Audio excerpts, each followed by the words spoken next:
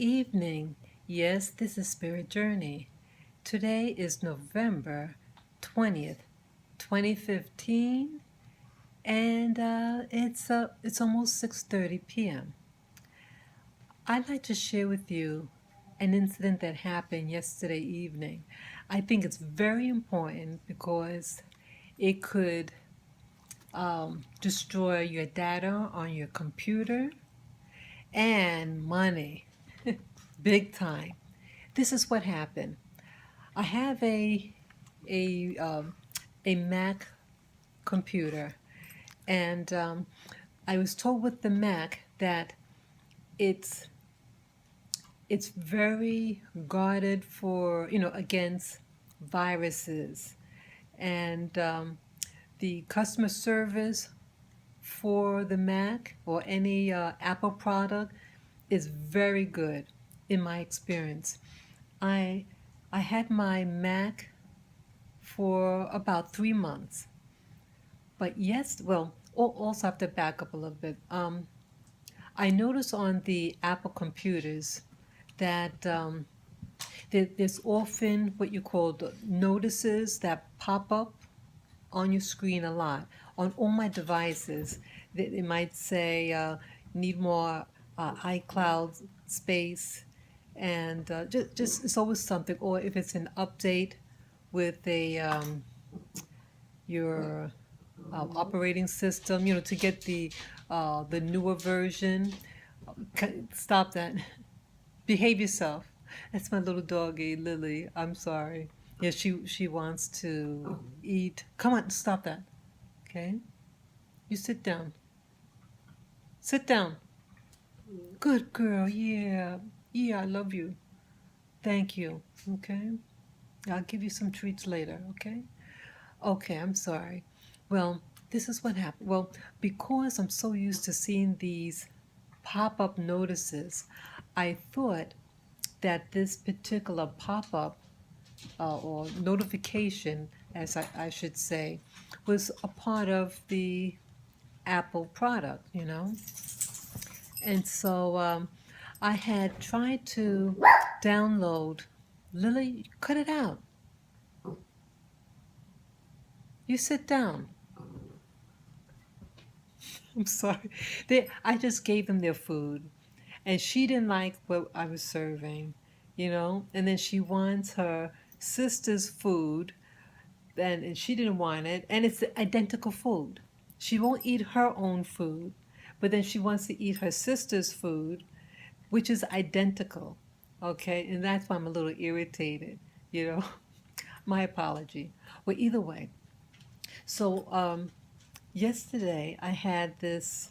I was trying to download um, a video and also download what do you call it, a software.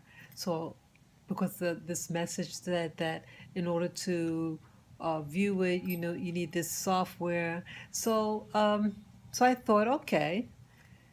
And next thing I know, I get a notice that popped up on my screen that said that um, that something about adware, and you have to be careful. Don't do anything more. Um, Please notify us, and we'll reconcile the problem. So I thought that was like a prevention that Apple um, has for its Macs, and that something maybe was almost had it, almost messed up my system with the virus or whatever, but that they would just clean out the rest, prevent any more damage. So I called the number that was on the notification. I wish I could remember with more certainty whether or not it said that it was from Apple or whoever. I wish I could remember. But either way, it was a notification. It looked very official. So I dialed the number, and the first red flag was that, I'm sorry, I'm moving my phone. The first red flag was It was at a, what do you call it?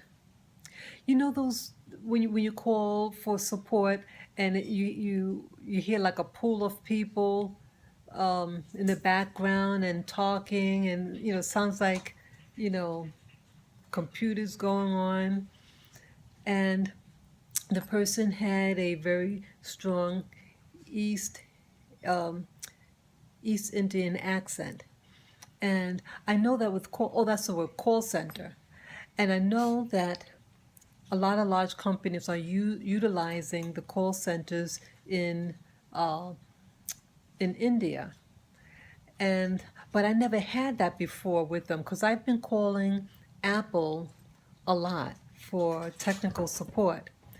But I thought this might have been the case um, because it was late at night. It was about 8 o'clock in the evening.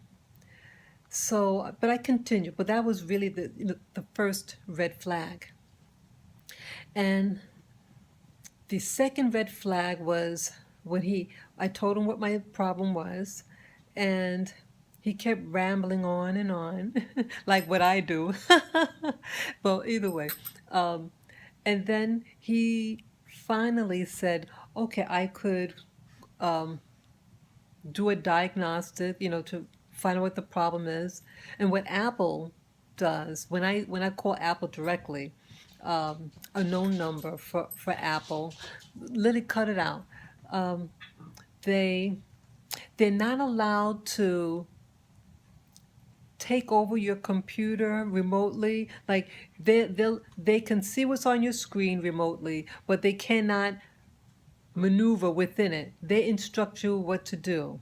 Okay, but with this call center, um, that wasn't the case. And so when I gave him permission to get access, he didn't go through the same procedure. Like the software that he used to access my computer was different than what they normally use. And so that was another red flag. And then he had access. He started moving within my. I was like, what are you doing? What, because they had told me before. Well, Apple told me before that they cannot have access, and maneuver within it. They have us do all the work. They just instruct us what to do. And then the clincher, Lily, sit down. Stop that. I'm sorry. So the clincher of it was this. They said, okay, you have people that was going on your computer and a foreign address, and you need a firewall and this and that. Do you have one? I said, I'm not sure. Because, because when I got the computer, they said, Apple is really secure and it's really not necessary for the firewall because how our software is designed, but we do have it if you really want to get it.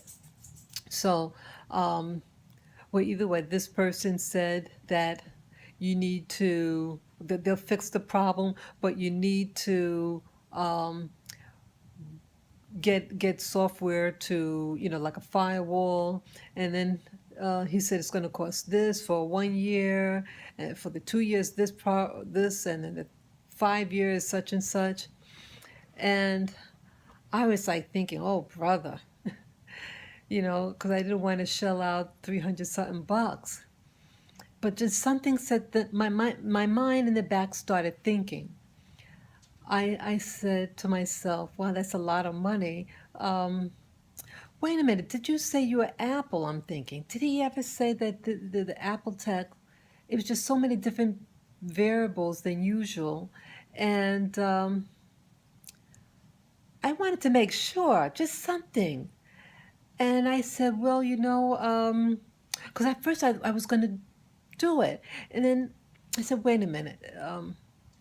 If I don't, because I kept asking, well, if I don't actually have a virus, well, then there's really no problem, you know. But so I said to him, I said, well, I got to think about it. What, you don't want your computer secure? I said, oh, that's not it. Well, I wasn't prepared to hear that I had to pay money because with Apple support, you never have to pay them anything. If you're within the warranty or something like that, because I'm still within the protection period because my computer's only 3 months old about. And so that never happened before. So I said, well, I gotta think. I told him that I have to find out how I'm going to get the money. I was just stalling. I said, well, I have your telephone number. I'll just call you back. And then he started arguing with me. Apple never argues with their customers, never. And so that was so I felt really uncomfortable with that. And I just said, well, you know, it's it's just that I have to find out how I'm going to get the money to pay for this thing. And so he's continues to argue. And I said, well, I have your number. I'll just call you back. So then I had on my phone the actual telephone number for Apple tech support. And that known number I dialed. And guess what? It wasn't Apple at all. Okay?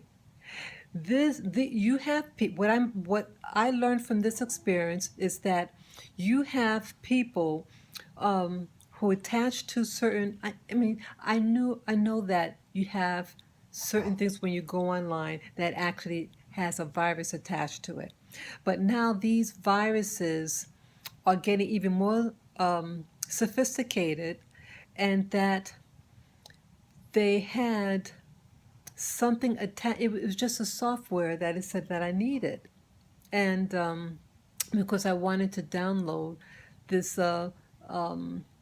video to incorporate in a project that I'm working on, and it was supposed to be, what do you call it, royalty free, a free thing to download. That's why I wanted to open it, and I suspect that that item had the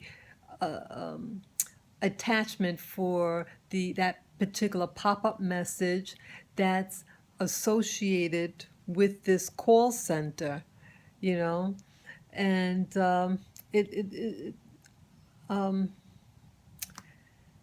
I don't know. So that's what happened. Apple told me I read them the numbers that. Oh, there was another thing. When I called that telephone number, the from India, it looked like a state a number from the States, and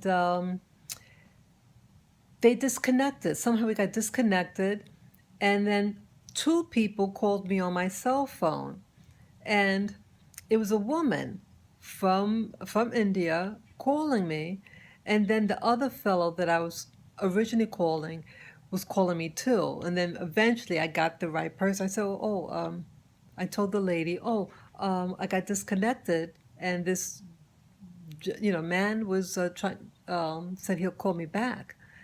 And then eventually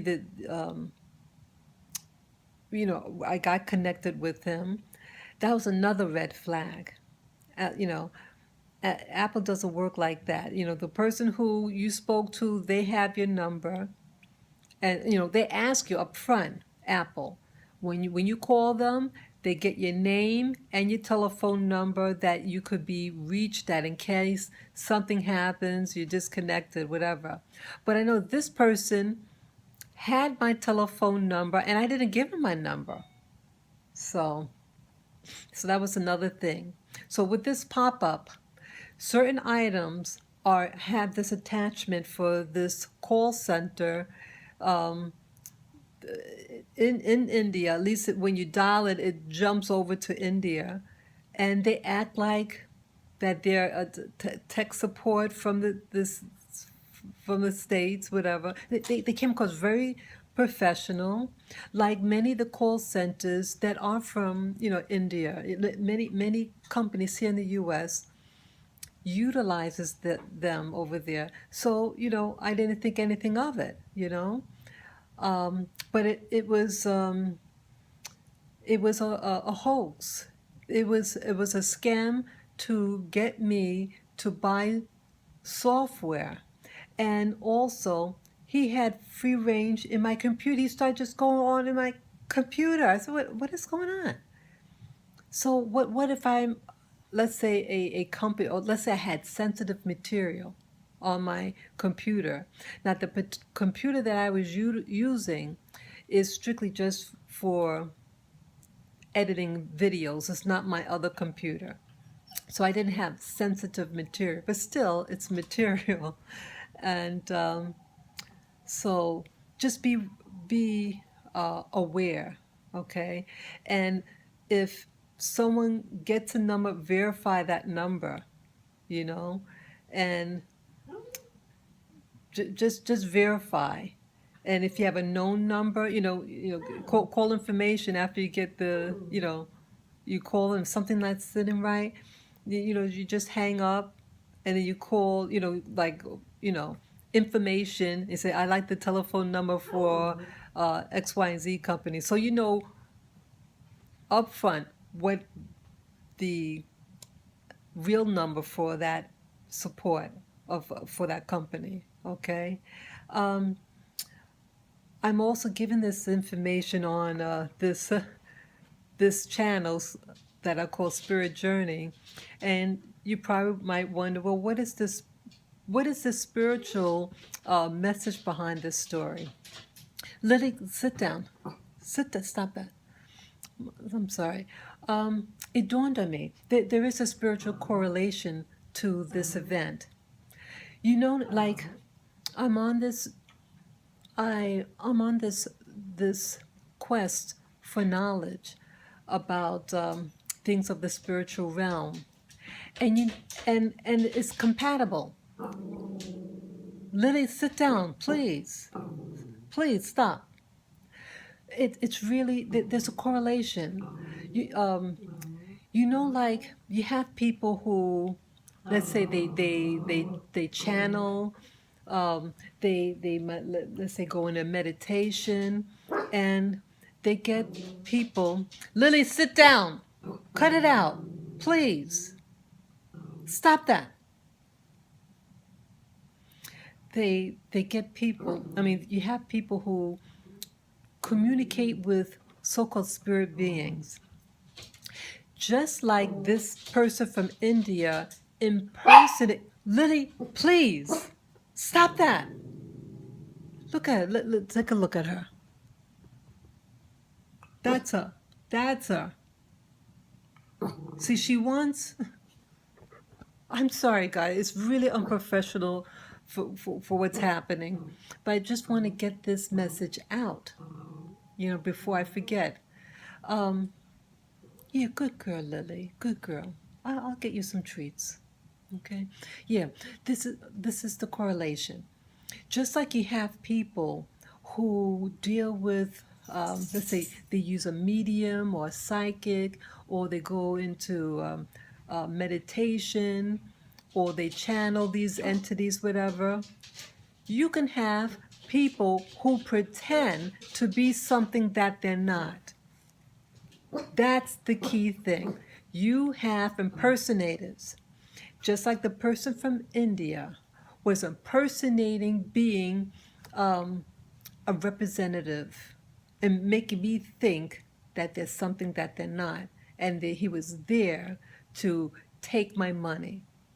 And so you have to be on top of it. You have to start asking yourself questions. If someone says that there's somebody, okay, if they're really legit, you say, oh, uh, I'll call you right back. Let me just get your number. Okay, what company are you with? Okay, I'll call you right back. And then you call information, find out if this person works for the company, excuse me, what connection. And if the person is legit, it's the actual company, and they're authorized to call you, then that's somebody. So how can we do this as people who are becoming more spiritually aware? Who is what? I see now that information is becoming so hard to perceive truth from false. We have to be really keen and really start really asking these questions. And if they start to get defensive, the person on the other end, then you can just nicely say, oh, I have to go now. So even in our spirit walk, you're talking to a spiritualist or something like that. And if they don't identify who they are, why they're there, etc., don't do business with them. Don't even talk to them. And I'm saying this to myself because I see that, what happens here on earth in this dimension is no different. I'm perceiving what's happening up there in those other spiritual dimensions. Just because someone's in a particular dimension doesn't mean that they're ethical. It just means that they are a living being, and some are ethical and some are not. As they say, as above, as below. Be careful. Don't give out any information on yourself. Don't give them your credit card information. They can take it and steal your money. I was so relieved when I realized what could have happened to me. He could have wiped out my account. Okay? I just felt it was very important to share this information on my channel because I know that if it could have happened to me, it could happen to anyone out there. So, please feel free to comment below. You can please share this information, this video, with your friends and family because they might have been approached too with this number for overseas. I forget what you call it. And please feel free to subscribe. And as I always say at the end, please like. Take care. Bye-bye.